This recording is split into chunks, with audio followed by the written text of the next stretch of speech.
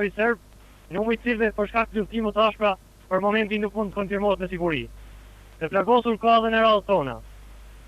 Merësisht të rend vazhdon të jetë gjendje popullsisë civile. Një pjesë e kolonës prej mijëra civile që djejtë nisur për në Prishtinë janë ndaluar nga policia serbe dhe pas janë marrëtuar të shkitur nga policia, nga fshati Vranidol janë urdhëruar të shkojnë në fshatin Barilev. Në këtë kolon, terroristët serb kanë vrarë një civil, kurse një tjetër kanë plagosur, identitetin e cilëve ende nuk jemi të njohur. Pjesa tjetër e kolonës është kthyer prapë në përmalje, e kësnuar edhe me urinë edhe me sulmet serbe. Katastrofa humanitare në zonën operative të Llapit tashmë po ndodh, do të tingëllojnë tepër ironike fjalët e atyre që thonë se në Kosovë po pengohet një katastrofë humanitare. Luftimet po vazhdojnë me intensitet të njëjtë edhe në orët e pasditës dhe nuk dihet edhe sa do zgjasin. Por Llapi me gjithë vështirësitë do të jetë në banë e kësaj here. Është i lartë kurse gjendja e popullsisë është vendosur për mungesë ushqimesh e ilaçesh është tepër e rëndë, njofton Ismet Sakiqi. Njësitet e UÇK-s në zonën operative të Llapit po bëjnë rezistencë të shkëlqyer, sidomos në Potok, ku forcave të armikut ju kanë shkaktuar dëme të ndjeshme, në që rast nga radhët ju kanë nxjerrë me dhjetra të vrarë dhe të plagosur.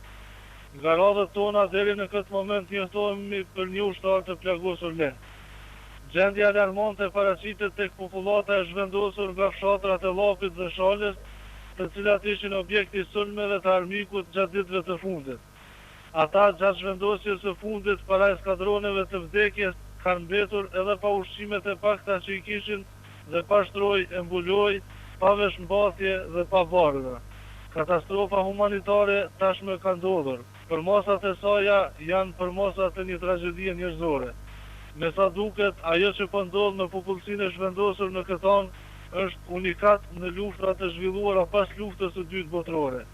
Asnjë organizatë humanitare që do të mund t'ju ofronte edhe ndihmën më të vogël në ushqime dhe barëra, nuk ka as edhe një kontakt të vetëm me këta njerëz që agresioni dhe dhuna serbe i ka degdisur në një gjendje të mjerueshme.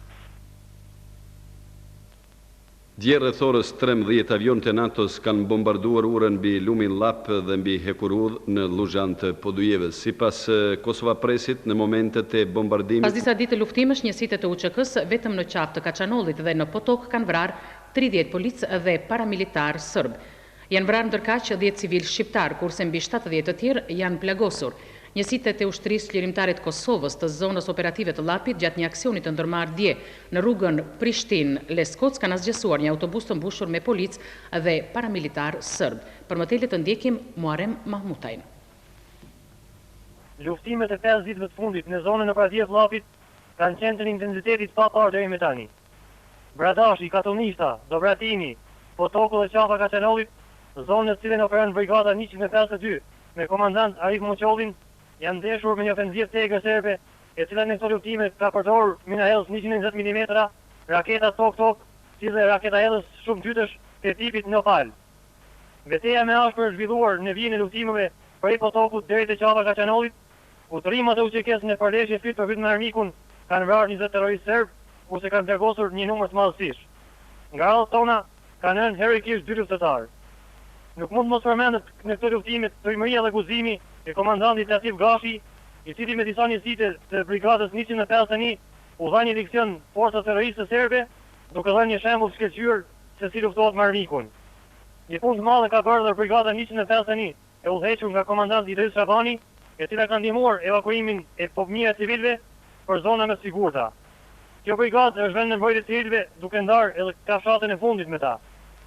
Komanda e zonës operative të Llapit, me qëllim të ruajtjes së popullsisë civile, ka vendosur të operojë në site më të vogla në përpavit armikut me synim të tërheqjes së kursit të luftimeve. Kjo taktik po tregon shumë